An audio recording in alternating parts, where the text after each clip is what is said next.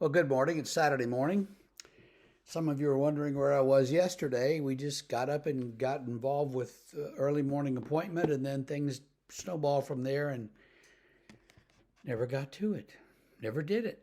Till at about 3:30 or 4 o'clock, I realized, oh, I forgot to do the devotion, and it's probably too late since you had given up at 9:02.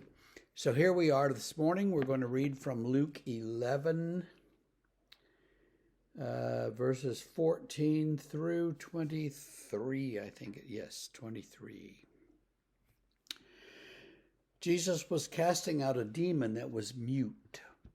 When the demon had gone out, the mute man spoke, and people marveled. But some of them said, he casts out demons by Beelzebul, the prince of demons.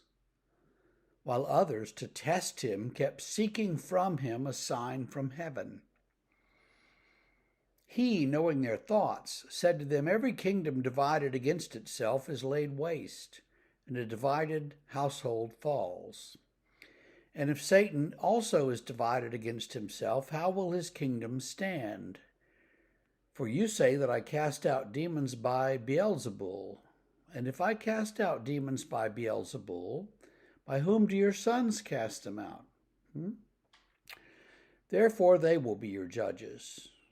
But if it's by the finger of God that I cast out demons, then the kingdom of God has come among you.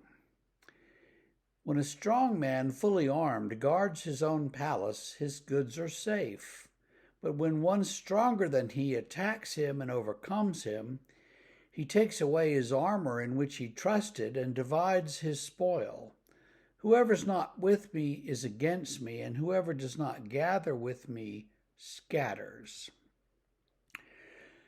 Oh, so they accused Jesus of being in league with the forces of evil, the demons, Beelzebul. And he says, yeah, right. If I was doing that, then who are your sons doing it with? So I guess the sons, somebody there was already casting out demons or trying to. And he says, and if I'm doing this by the power of God, then the kingdom of God is among you and you should be paying attention, but you're not. So, which is it going to be? And he says, a house divided against itself cannot stand. And we see that sort of thing played out in our politics and, around and about in our nation. So here Jesus is defending himself against these people who demand signs all the time. They always want him to prove who he is. If you're from God, prove it. Well, he doesn't have to prove it. He is proving it, but they don't want to accept the proof. They don't want to see that what he's doing is a good thing.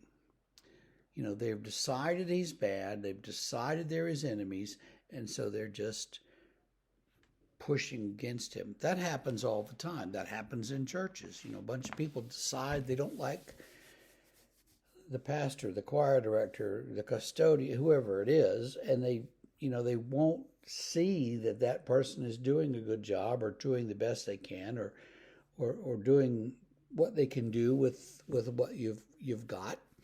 And so it just deteriorates. It's the same thing that happened to Jesus. And I think what we ought to do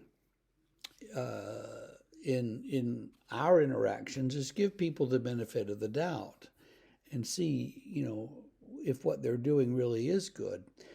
I think in Jesus' case, they needed to open their eyes and see that he was, casting out demons is a good thing, whether he's doing it, this way or that way, from whatever motive.